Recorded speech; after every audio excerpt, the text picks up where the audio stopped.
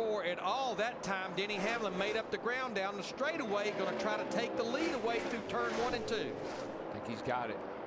Ooh, he's almost had it.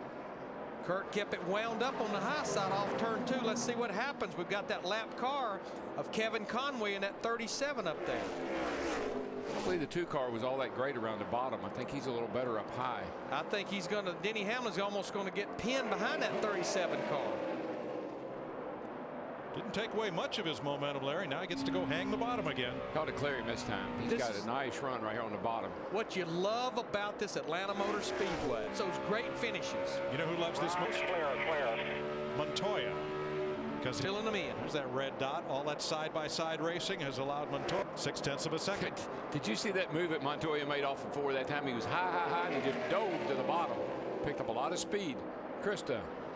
Well, at the start of this run, Mike Ford, crew chief for Denny Hamlin, reminded his driver to take care of your tires. They've been adjusting air pressure, and you're exactly right upstairs. The long runs, that's what suits this team. Steve? Krista, it was a very short message from Kurt Busch to Steve Addington. Loose off. Kenseth and Kane, both in Fords, continuing to battle for 4th place. But just back to Denny Hamlin, you know, you just think about their first 3 races. His best finish was 17th in the Daytona 500, this 11 car.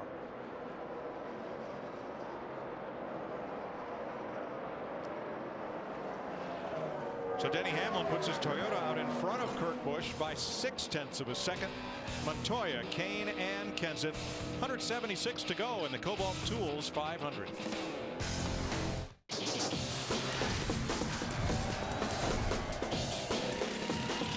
You're watching NASCAR on Fox.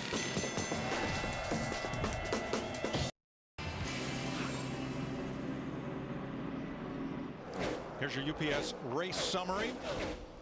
Denny Hamlin, the leader, one of 7 leaders, 11 changes, 28 cars, 27 now, still on the lead lap as Jeff Gordon makes his 2nd pit stop under green in this sequence.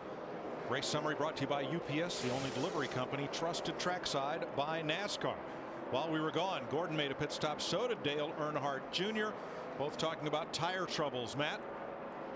Mike, on the previous stop, Jeff Gordon's right front tire looked pretty good, but he called in, felt he had a tire going down, and when they took the tire off the right front, about a 1-inch ribbon around the inside shoulder completely gone, and it was cut on the inside of the shoulder as well. So right front issues for Gordon. And actually, that was not a second pit stop he had to make. He was too fast entering. Remember, one of Jeff Hammond's keys, speed on the racetrack, not pit road, so he had to do a drive-through. 39 came down pit road, too. So Gordon was serving the penalty for being too fast in the first segment of pit road. Jeff Gordon was 12th when he made his pit stop. Dale Earnhardt Jr. had fallen to 32nd.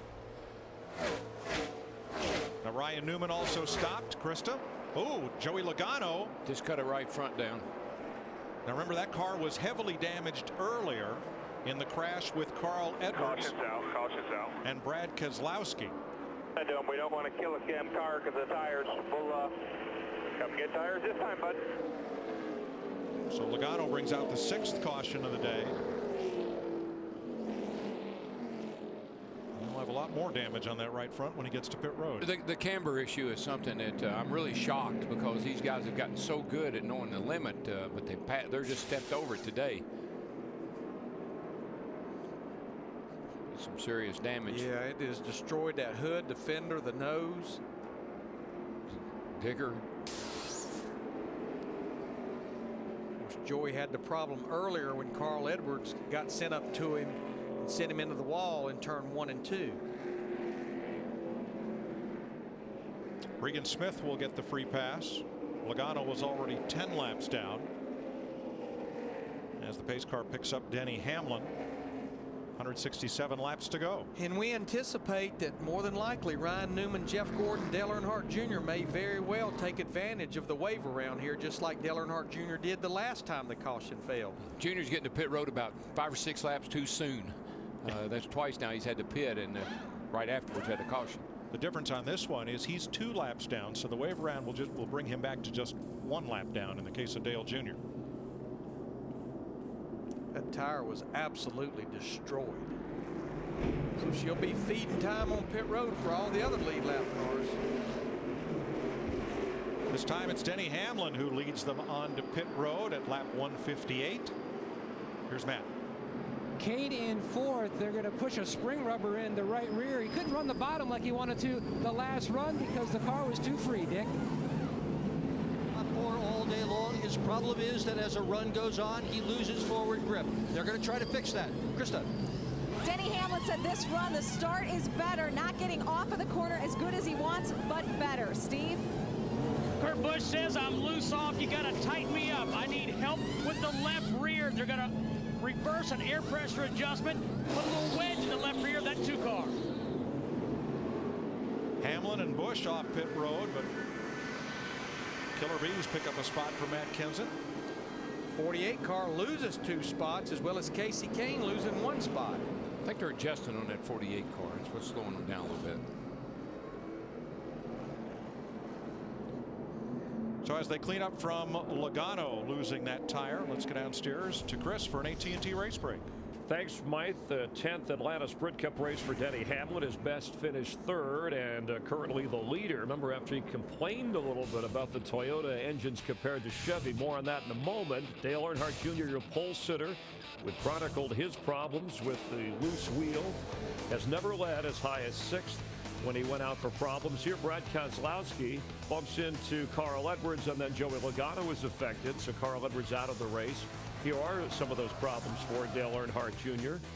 as they examine the tire. We've counted at least 7 different drivers who've had some tire issues in the race. Mark Martin, one of those. Including him, you see here, left rear tire comes loose in him. He spins out and around away he goes. And Jeff, our most recent caution, Joey Logano here, 6th caution. One of the guys that got in the wall earlier with the right side. You see he had damage to the right front, blew that right front tire, and basically totaled out the right side of the car. When you talk about conserving your tires, how do you do that? Try to go out and win a race. Again, you have to pace yourself. You've got to feel what the car is doing, and you feel like you're leaning on the tire a little too much. You need to maybe change your line, your entry, or the way you attack it. And sometimes that's very difficult to do. Very rough racetrack, but we're seeing a lot, I think, attrition because of that, including this 88 car. They felt some things, and they haven't found them, but they've been able to get on pit road. But each time they stop, somebody else has problems, and they wind up going down more laps. Larry McReynolds pointed out earlier, there's more rubber being laid down on the track. We know about the abrasive surface. So how does that change maybe the position of where drivers can go? Well, you have to just kind of search around. We always talk about, you see guys like Tony Stewart who normally runs the bottom of the racetrack. Now he's running the top of the racetrack. It's just depending on what your car is asking for. Beautiful thing about Atlanta, you can pick and choose for low, middle, or the top. And also at the top of the racetrack, Chris, I've seen a lot of what we call the marbles. As they start to clean up around the racetrack, they're going to try to get some of that. There's a vacuuming truck around that top groove trying to get some of that rubber off that top groove so they can go back or closer to the wall. You don't want to lose your marbles. I know that's something you worry about. Working with you has that problem. Real quick, though, Denny Hamlin said it was in his USA Today diary about, I think Toyota is behind on their motors. Of course, the head of Toyota Racing Development didn't agree because he was talking about Chevys. They won all 3 races. They've been dominating. I know we got a long way to go in this race. Do you see Toyota, the thing's a little bit different than what Denny was talking about here?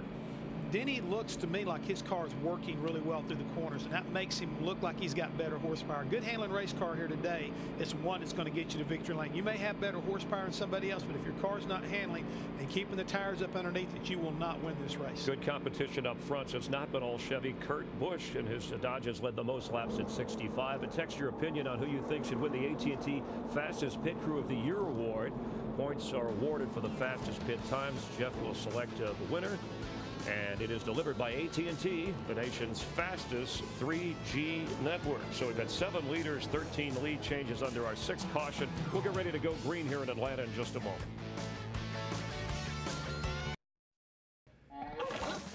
The Kobalt Tools 500 is sponsored by Ford F-Series, America's best-selling brand of trucks for 33 years straight. Built Ford tough. By McDonald's, I'm loving it. And by AT&T, a better 3G experience.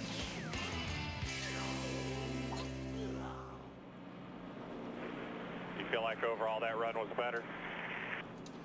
Yeah, Tim Ford, the start was better. It's just I lose the ability to really arc in. That and I'm not getting off as good.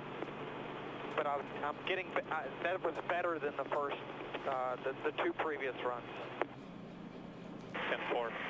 Let's get a quarter.